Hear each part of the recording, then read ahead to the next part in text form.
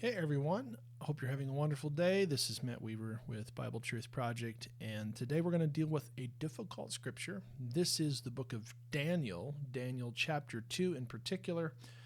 And in this chapter, Daniel is actually summoned before the king who has a dream, and in this dream he sees a statue that is in 4 sections, and he ultimately wants his wise men to interpret, which they fail at. So Daniel is given this dream. And there are some interpretations here, but it is actually a really kind of tricky scripture. So let's look at it.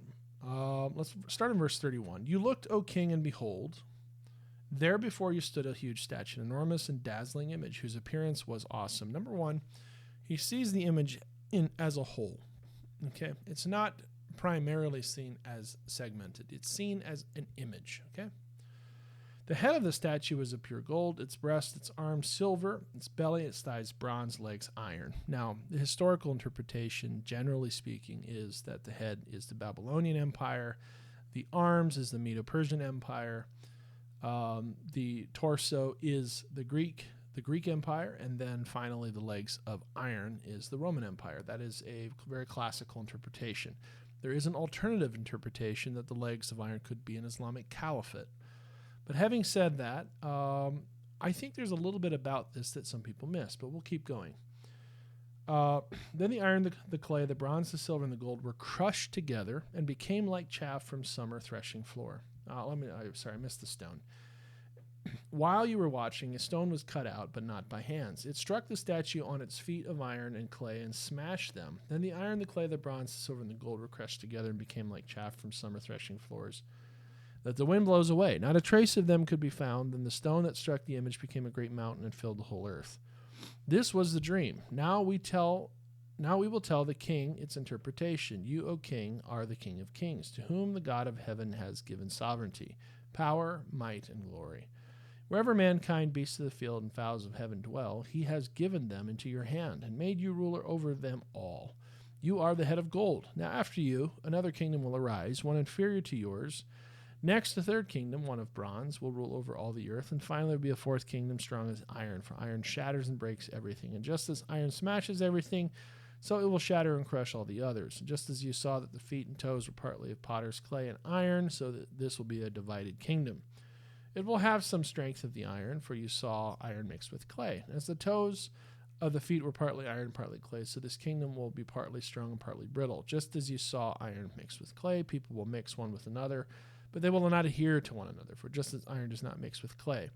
Now, in the days of those kings, the God of heaven will set up a kingdom that will never be destroyed.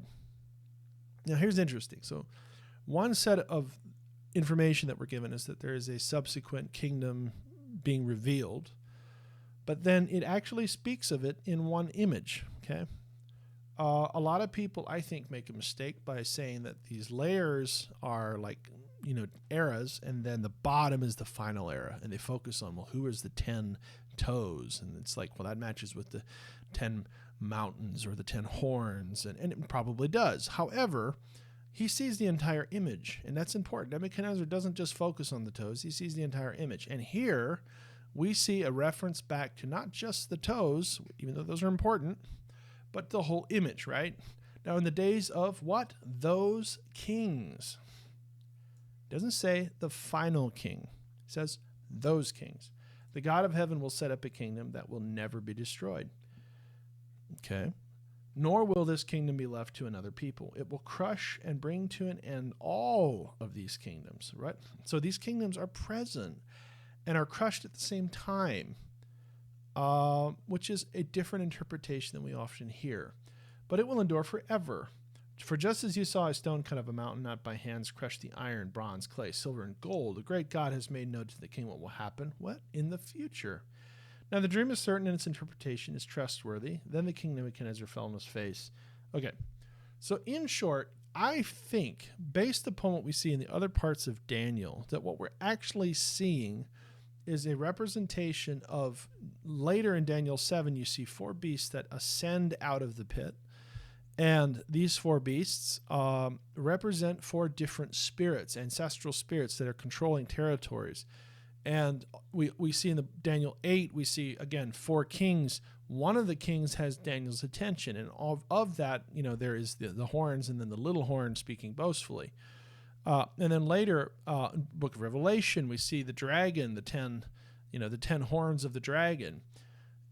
And so I think what is happening is that at the end of time, you will see a rising up, a reemergence of these ancestral kingdoms, and they will become the power brokers in the world, at least from a prophetic standpoint.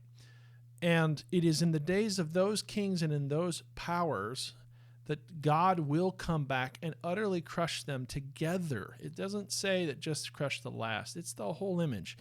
This idea of Antichrist or opposing kingdoms, they will be completely shattered by the kingdom that is brought in by God, the God of heaven. Now, some people say, well, this happened when Jesus came in, that Christianity had crushed the regional religions ultimately within a few hundred years. Not quite true. Unfortunately, there was, it didn't crush. I would say it's a poor job of crushing. Let's put it that way. There was a lot of influence that came in by pagans and other things to say that it crushed everything. I don't think so.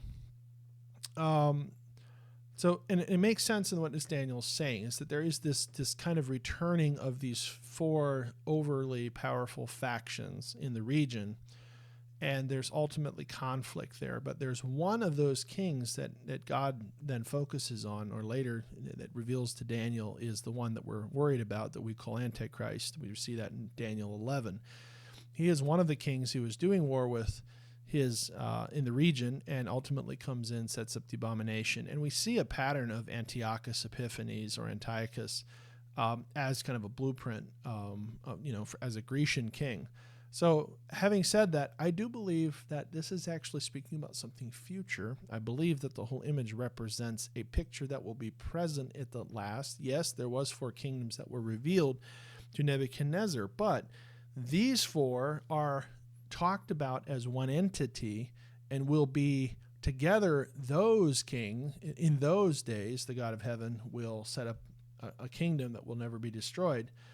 And I don't think it's talking about, I think he's speaking about these existing, not about the decay of one, that in the day of the last segment of the leg that the God will set up. And that is, I think where people probably have this a little wrong. I think the way I understand Daniel, these 4 beasts are alive at the same time.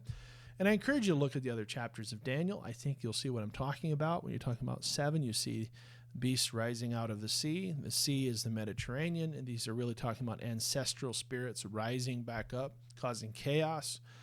And then ultimately, the 4 kings, east and west conflict, Daniel 8, north-south conflict, Daniel 11, and ultimately being brought in against one another. I think that is actually the way to interpret this. So anyway, hope that is a benefit and a blessing.